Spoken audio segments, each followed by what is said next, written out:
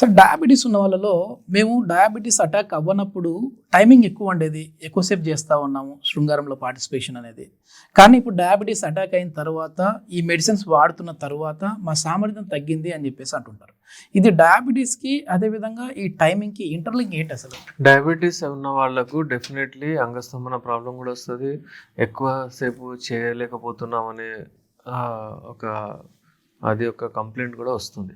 Diabetes ఎప్పుడైనా సరే నరాలని week చేస్తుంది.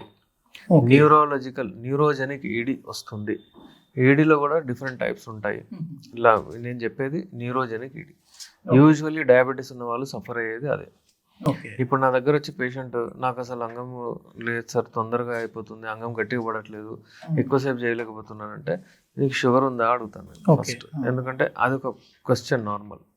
దాని తర్వాత మళ్ళీ ట్రీట్మెంట్ ఎవరికి ఏమి ఇవ్వాలో పోతుంది. అయితే షుగర్ ఉన్న వాళ్ళకు మళ్ళీ షుగర్ ఫ్రీ మెడిసిన్స్ ఇస్తాం మేము. మళ్ళీ HbA1c రివర్సల్, ఎవరికైతే షుగర్ ఎక్కువ ఉందో, ఫర్ ఎగ్జాంపుల్ HbA1c ఉంటుంది అందులో 3 months యావరేజ్, అది HbA1c 5.5, 6 లోపలనే ఉండాలి. చాలా మందికి 8, 9, 10 అలా ఉంటుంది. యూజువల్లీ మరి వాళ్ళు వాడుతూనే ఉంటారు ఇంజెక్షన్స్, ఇన్సులిన్ కానివ్వండి, టాబ్లెట్ కానివ్వండి వాడుతుంటారు. అలాంటి వాళ్ళకు కొంచెం మనం HbA1c లెవెల్స్ తగ్గించడానికి కూడా మెడిసిన్స్ ఇస్తాం. నా దగ్గర షుగర్ పేషెంట్ షుగర్ని కూడా మళ్ళీ మనం రివర్స్ చేయొచ్చు అంటే యునాని మెడిసిన్స్ ద్వారా చేయొచ్చు, కానీ చాలా టైం పడుతుంది. దానికి పేషెంట్ కూడా సహకరించాలి, మళ్ళీ వర్కౌట్, ఎక్సర్సైజ్, యాక్టివిటీ పెంచాలి. దానివల్ల మన మెడిసిన్స్ ఇస్తూ నిదానంగా మెల్లిమెల్లిగా చేస్తాం. లైఫ్ స్టైల్ డిజార్డర్, ఇది కూడా లైఫ్ స్టైల్ డిజార్డర్. ఇప్పుడు నా దగ్గర ఒక పేషెంట్ ఉండే, ఆయన డయాబెటిక్ ఉండే. ఆయన నా దగ్గర అంటే 6 months వచ్చాడు. దాని తర్వాత నేను డైట్ మీద పెట్టేశాను. అతను ప్రతి ఒక్క నెల టెస్ట్ చేపిస్తుండే. ఈ హార్మోన్, టెస్టోస్టెరాన్ ఇంత పెరిగింది, మీ మెడిసిన్ వాడిన తర్వాత నాకు షుగర్ ఎంత తక్కువైంది, ఇంత పెరిగింది, అయితే క్యాల్కులేషన్ మొత్తం కంపారిజన్, ఈ నెలలో ఎంత, ఈ నెలలో ఇంతసేపు అంటే ఇప్పుడు నేను ఓకే సార్ నాకు ఎరెక్షన్స్ వస్తున్నాయి, మంచిగా ఉంది, నేను ఇప్పుడు మంచిగా చేయగలుగుతాను. అట్లాంటి పేషెంట్లు దొరకడం కూడా మీ అదృష్టమే. నాకు వాళ్ళు అంతే రీసెర్చ్ చేసి చెప్తున్నారు, అంత అక్యురసీ ఉండే ఆయన. So heads off to him. ఆయన చెప్పారు కూడా నా దగ్గర ఫస్ట్ టైం వచ్చినప్పుడు, సార్ నాకు తక్కువైన తర్వాత నేను స్క్రీన్ పైన వచ్చి చెప్తాను సార్ నాకు మెడిసిన్ అని చెప్పాను. అయితే ఆయన మంచిగా అయ్యారు. ఇక నేనే ఆయనకు మొన్న చెప్పాను థ్యాంక్ యూ సో మచ్ అని. ఆ మెడిసిన్స్ కూడా అంటే ఇప్పుడు ఆపేశాను, రెమెడీస్ అవన్నీ వాడుకుంటే అని చెప్పాను ఎక్సర్సైజ్తో పాటు. అయితే షుగర్ ఉన్న వాళ్ళకు కూడా మన మెడిసిన్స్ బెస్ట్ పని చేస్తాయి. మీరు అడిగే ప్రశ్న, షుగర్ ఉన్న వాళ్ళకి ఈ ప్రాబ్లం వస్తుందా అంటే డెఫినెట్లీ కొంతమందికి వస్తుంది, అందులో కొంతమందికి రాదు. అది షుగర్ ఉంటే కూడా వాళ్ళు కంట్రోల్ చేసుకుంటే నడుస్తుంటుంది. కానీ షుగర్ ఉన్న వాళ్ళకి ఒకవేళ ప్రాబ్లం వస్తే ఈ మెడిసిన్స్ ఆప్ట్ చేయడం చాలా మంచిది. ఎందుకంటే కెమికల్స్ వాడి మళ్ళీ ఇంకా ప్రాబ్లం వచ్చేస్తుంది. ఇప్పుడు వాళ్ళ మెడిసిన్ వాడుతూ మీది వాడాలా, లేదంటే మెట్ఫార్మిన్ లాంటి మెడిసిన్ ఏదైతే ఉంటుందో అదే పూర్తిగా స్టాప్ చేయాలా? నేను స్టాప్ చేయమని చెప్పను, వాళ్ళకి అది వాడుతూ ఉండమని చెప్తాను.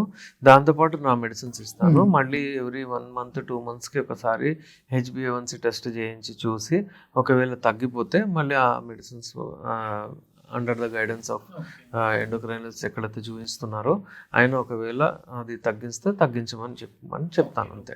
కానీ మెయిన్ అబ్రప్ట్లీ అప్పుడు వర్క్ ఏదో అదే చూస్తారు మీరు, అదే చూసి దీనివల్ల దీని ఇంపాక్ట్ అవుతుందా లేదా చూస్తారు, దానికి ఎట్లాంటి మెడిసిన్ ఇవ్వాలని చూసేస్తారు. ఎందుకంటే దాని స్పెషలిస్ట్ ఉన్నారు కదండి, మన ఎండోక్రైనాలజిస్ట్ ఎంత కష్టపడతారు, వాళ్ళకి ఎంత అక్యురేట్ ట్రీట్మెంట్ ఇస్తారు.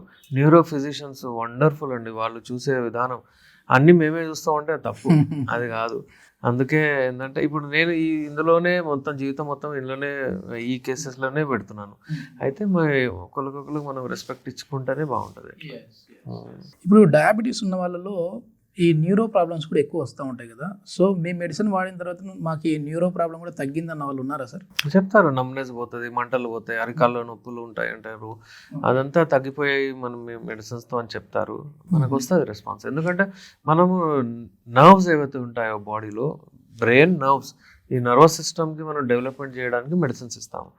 దానివలన వాళ్ళకి ఎక్కడెక్కడ నర్వ్స్ ఉన్నాయో అన్నీ తక్కువైతే అక్కడే కావు, ఎట్లా ఉంటుంది. ఇప్పుడు దీర్ఘకాలికంగా ఏవైతే మనకి లైఫ్ స్టైల్ డిజార్డర్స్ ఉన్నాయో, అంటే హార్మోనల్కి సంబంధించిన ప్రాబ్లమ్స్, థైరాయిడ్ కావచ్చు, బీపీ కావచ్చు, షుగర్ కావచ్చు, ఈ మందులు వాడుతున్న వాళ్ళలో కూడా ఈ ప్రాబ్లం వస్తుంది. డెఫినెట్లీ వస్తుంది.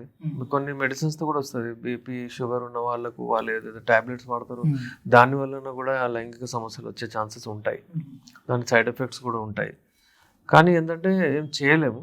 కానీ టాక్సిన్స్ అవి ఇవి తీయడానికి మన మెడిసిన్స్ ఉంటాయి. Yeah. ఆహారం మంచిగా ఉంటుంది, మనం ఇచ్చేది గిజాయి దవాయి కాబట్టి మనం ఇవ్వచ్చు. మెడిసిన్స్ అవి ఉన్నాయి, వాడతారు వాళ్ళు బ్లడ్ ప్రెషర్కి, అంటే వాళ్ళకు షుగర్ లెవెల్స్ తగ్గించుకోవడానికి వాడతారు, నో ఇష్యూ. Okay. బట్ మనం ఇచ్చే మెడిసిన్స్ మీకు న్యూట్రిషియస్ డైట్ ఉంది కాబట్టి అవి మీకు ఎక్కడ టార్గెట్ చేయాలో అక్కడ ఉంటాయి. ఓకే. అన్ని లైంగిక సమస్యలను దూరం చేసుకుంటూ బలపరుస్తాయి.